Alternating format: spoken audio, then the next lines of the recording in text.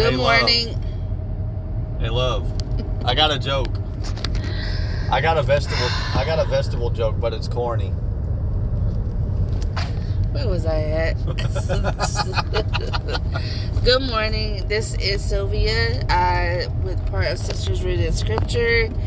And today I will be reading 1 Samuel 7 and 8. And I hope y'all are having a great day. Put you on mute right now. Alright.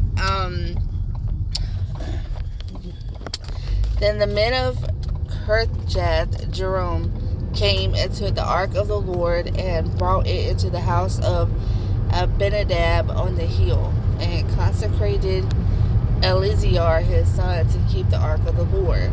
So it was that the ark remained in Kirjath Jearim a long time. It was there 20 years, and all the house of Israel lamented after the Lord. Then Samuel spoke to all the house of Israel, saying, if you return to the Lord with all your hearts, then put away the foreign gods and the Ashtoreths from among you, and prepare your hearts for the Lord, and serve him only, and he will deliver you from the hand of the Philistines. So the children of Israel put away the Baals and the Ashtoreths, and served the Lord only. And Samuel said, gather all Israel to Mizpah, and I will pray to the Lord for you. So they gathered together at Mizpah, drew water, and poured it out before the Lord. And they fasted that day, and said, there, we have sinned against the Lord. And Samuel judged the children of Israel at Mizpah. Now when the Philistines heard that the children of Israel had gathered together at Mizpah, the lords of the Philistines went up against Israel. And when the children of Israel heard of it, they were afraid of the Philistines.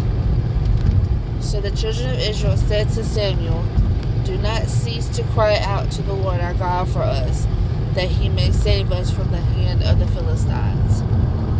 And Samuel took a suckling lamb and offered it as a whole burnt offering to the Lord. Then Samuel cried out to the Lord for Israel, and the Lord answered him. Now as Samuel was offering up the burnt offering, the Philistines drew near to battle against Israel. But the Lord thundered with a loud thunder upon the Philistines that day, and so confused them that they were overcome before Israel. And the men of Israel went out of Mizpah and pursued the Philistines, and drove them back as far as below Beth-kar. Then Samuel took a stone and set it up between Mizpah and Shin, and called its name Ebenezer, saying, thus far the Lord has helped us.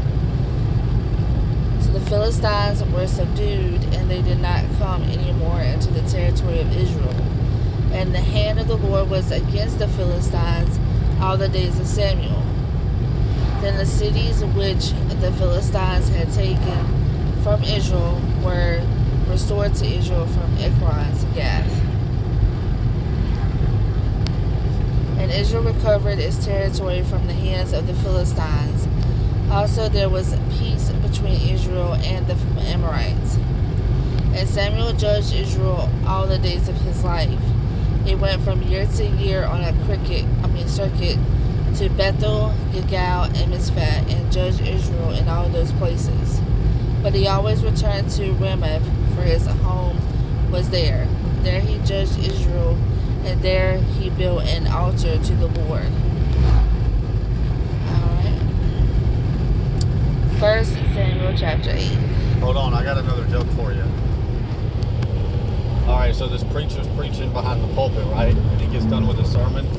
He looks at the congregation and says, hey, next week I'm going to preach on the sin of lying. I want y'all to read Mark chapter 17, right?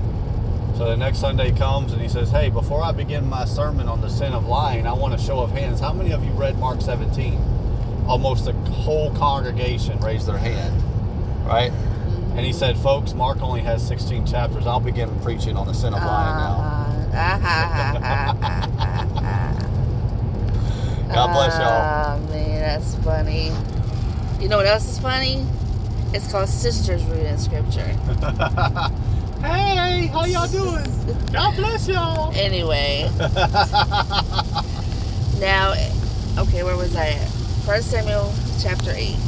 Now it came to pass when Samuel was old that he made his sons judges over Israel. The name of his firstborn was Joel, and the name of his second Abijah. They were judges in Beersheba. But his sons did not walk in his ways. They turned aside after dishonest gain, took bribes, and perverted justice. Then all the elders of Israel gathered together and came to Samuel at Ramah, and said to him, Look, you are old, and your sons do not walk in your ways. Now make us a king to judge us like all the nations. But the thing displeased Samuel when they said, Give us a king to judge us.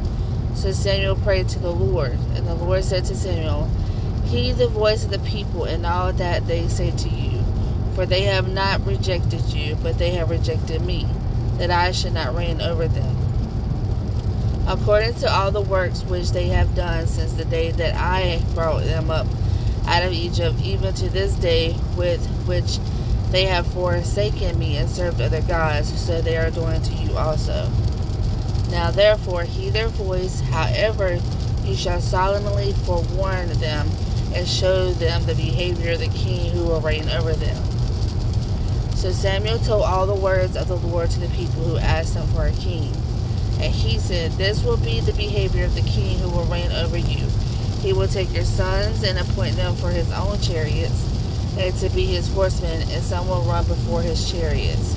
He will appoint captains over his thousands and captains over his 50s. Will set some to plow his ground and reap his harvest, and some to make his weapons of war and equipment for his chariots.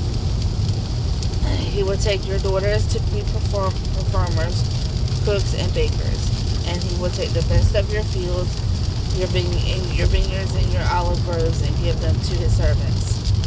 He will take 1/10 of your grain and your vintage and give it to his officers and servants. He will take your male servants, your female servants, your finest young men, and your donkeys, and put them to his work.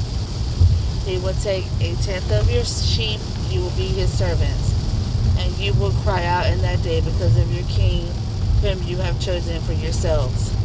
And the Lord will not hear you in that day. Nevertheless, the people refused to obey the voice of Samuel, and they said, No, but we will have a king over us, that we also may be like all the nations, and that our king may judge us and go out before us and fight our battles.